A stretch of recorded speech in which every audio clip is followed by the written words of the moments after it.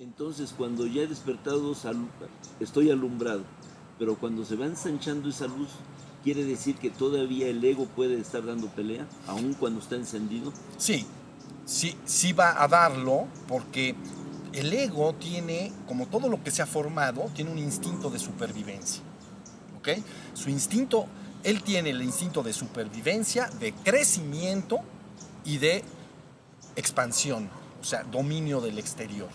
Entonces, de alguna manera, cuando tú has despertado, no quiere decir que el ego está absolutamente disuelto. Ese es precisamente ir subiendo la escalera eléctrica. Y el ego todo el tiempo va a estar seduciéndote para que le hagas caso a él, todo el tiempo. Tu trabajo es permanecer en el testigo puro. Se dice más allá de las tentaciones. Pero resulta que es la tentación de tu propio ego que te dice, mira, ya despertaste, pero ¿qué más da? Mira, ¿ya te diste cuenta del absoluto? Y, no, pues todavía no. Bueno, pues ya ves, puras pamplinas. Dedícate a hacer lo que yo te digo. Y entonces vuelve a caer la persona. Sí, va a estar insistiendo todo el tiempo, porque ese es su instinto. El instinto de algo que se formó es autoprotegerse, seguir vivo, continuar. Y eso, ese ego, es un contenido mental dentro de ti que una vez formado no quiere desaparecer. Y sabe muy bien, él sí sabe muy bien, que en el momento en que el ser empieza a entrar en actividad, él va a desaparecer. Por eso es el enfrentamiento. Te diré esto así. Si un hombre está plenamente en el ego, no hay lucha, ¿no? Pues el ego tiene el dominio y control. Pero cuando llegas con la persona y le dices, dentro de ti está el ser, tu verdadero ser. Y mira, haz estos ejercicios de atención, etcétera, etcétera, para que puedas entonces despertar tu ser. El ego también está oyendo al mismo tiempo y dice, Dios santo, o quedo yo o queda él, el ser. Y entonces viene una especie de enfrentamiento. Tu trabajo es sostenerte en el ser, en el ser. Por eso yo les decía en el pasado, el ego al principio es como un gran dragón que enfrentas, pero al final es un pícaro bribón. Te dice, ya ni caso le haces.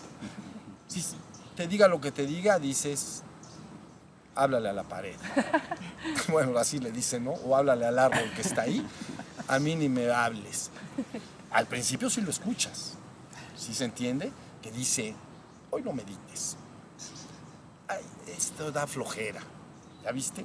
Hoy no vayas a la reunión, a la plática, porque ya vas a llegar tarde. Y entonces te paras tarde y cosas por el estilo. Entonces, ¿sí se entendió? Todo el camino va a estar el ego insistiendo en que lo obedezcas, porque si lo obedeces, él sobrevive. ¿Ya? Si no lo obedeces, es como la casa que les dije en la cabaña en el bosque, ¿no? Construí la casa. Y la casa, una vez que la he construido, si la abandono, se va a disolver. Entonces es como si la casa, si ella pudiera hablar, me gritaría y me diría, oye, se me están cayendo las vigas, se me está cayendo la pintura, píntame, ponme vigas. ¿No? Si pudiera hablar. Entonces, ¿por qué? Porque sabe que se va a destruir. Pero si tú nada más lo observas, esa cabaña pasa el tiempo y se disuelve, se hace ruina. Y después regresas a ese lugar y dices, ¿dónde estaba? ¿Dónde estaba la cabaña? Ni puedo reconocerla. No, ya no sé dónde estaba, ya, porque ya no está. ¿Sí se entendió? Entonces, sí, la lucha será hasta el final, pero cada vez es una lucha más, digamos, más dispareja, pero en el sentido opuesto. Al principio el ego parece ser el que tiene, como si fueran boxeadores, entonces sería un peso completo contra un mosca. Entonces está muy, la verdad está muy disparejo. El pobre mosca no hace más que correr alrededor del cuadrilátero y el otro está correteándolo todo el tiempo. Pero ese mosca, si sigue, se va empezando a hacer más grande y más grande y más grande. Entonces al ratito el otro dice, ay, ya está de mi pelo. O sea, ya la cosa está bien grave.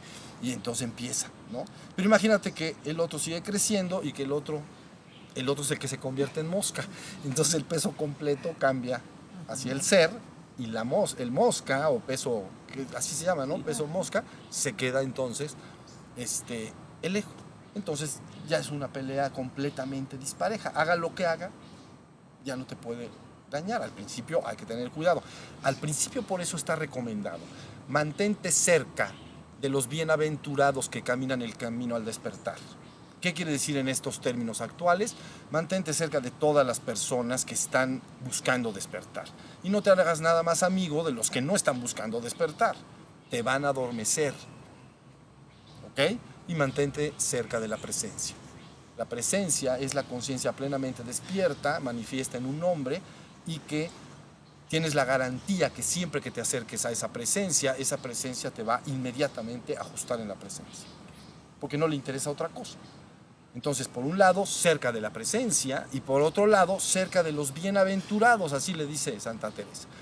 De los bienaventurados que caminan el camino que conduce al despertar espiritual. Cerca de ellos. Porque ellos, todos sus mensajes serán de eso. Despierta, hay que practicar, o mira, te recomiendo este libro, o etcétera, lo que ustedes quieran. Pero todos sus mensajes son para despertar.